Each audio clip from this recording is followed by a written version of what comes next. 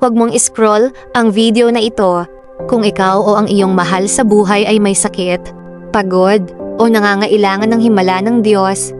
Ang panalangin ito ay para sa iyo. Manatili ka hanggang sa huli at sama-sama nating hingin ang kagalingan, lakas, at kapayapaan mula sa ating Panginoong Hesukristo. Walang imposible sa Diyos. Mga minamahal na kapatid kay Kristo, maligayang pagdating sa ating panalangin.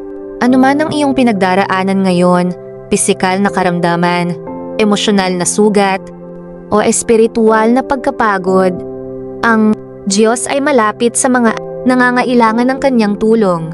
Siya ang dakilang manggagamot na nakakakita ng bawat luha, nakaririnig ng bawat daing, at may kapangyarihang magpagaling ayon sa kanyang kalooban. Kung maaari, isara mo sandali ang iyong mga mata, huminga ng malalim, at ituon ang iyong puso sa Panginoon habang sama-sama tayong nananalangin. Amang makapangyarihan at mapagmahal, lumalapit kami sa iyong banal na presensya ng may buong pananampalataya at pagtitiwala. Ikaw ang Diyos na lumikha sa amin at walang anumang karamdaman ang higit na makapangyarihan kaysa sa iyo. Panginoong Jesus, ikaw ang dakilang manggagamot. Habang ikaw ay namumuhay sa lupa, pinagaling mo ang mga may sakit, pinalakad ang mga lumpo, pinalinaw ang paningin ng mga bulag, at binigyan ng pag-asa ang mga nawawalan ng lakas. Ngayon ay lumalapit kami sa iyo, humihiling ng iyong awa at kagalingan. Panginoon, hinihiling namin ang iyong mapagpagaling na kamay sa bawat bahagi ng aming katawan. Hipuin mo ang aming mga organo, buto, kalamnan, ugat, dugo, puso, baga at isip. Alisin mo ang anumang sakit, impeksyon, pamamaga, at kahinaan ayon sa iyong banal na kalooban. Kung may dinaramdam ang aming puso dahil sa lungkot, pagkabalisa, o takot, pagalingin mo rin kami. Palitan mo ang aming pangamba ng iyong kapayapaan, at ang aming panghihina ng bagong lakas at pag-asa. Panginoon, ipanalangin namin ang lahat ng nasa ospital, nasa kanilang tahanan at patuloy na lumalaban sa karamdaman. Damhin nila ang iyong presensya at maranasan nila ang iyong pag-ibig sa gitna ng kanilang pagsubok.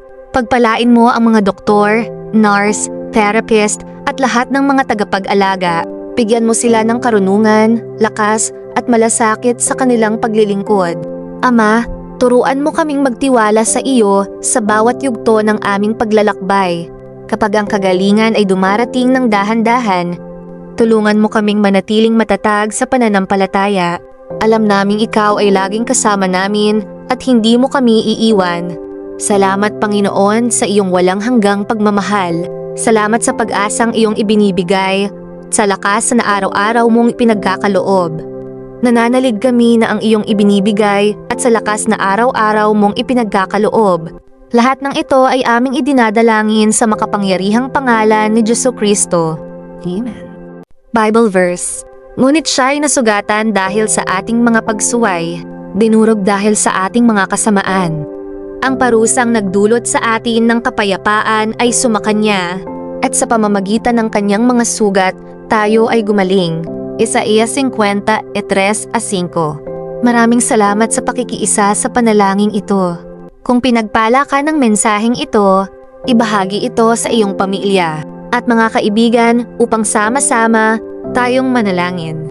Para sa kagalingan at pag-asa, huwag kalimutang mag-like, mag-subscribe, at pindutin ang notification bell para sa higit pang mga panalangin, mga talata sa Biblia, at mga mensaheng magpapalakas ng iyong pananampalataya. Pagpalain ka ng Panginoon at naway maranasan mo ang kanyang kapayapaan, pag-ibig, at paggabay araw-araw.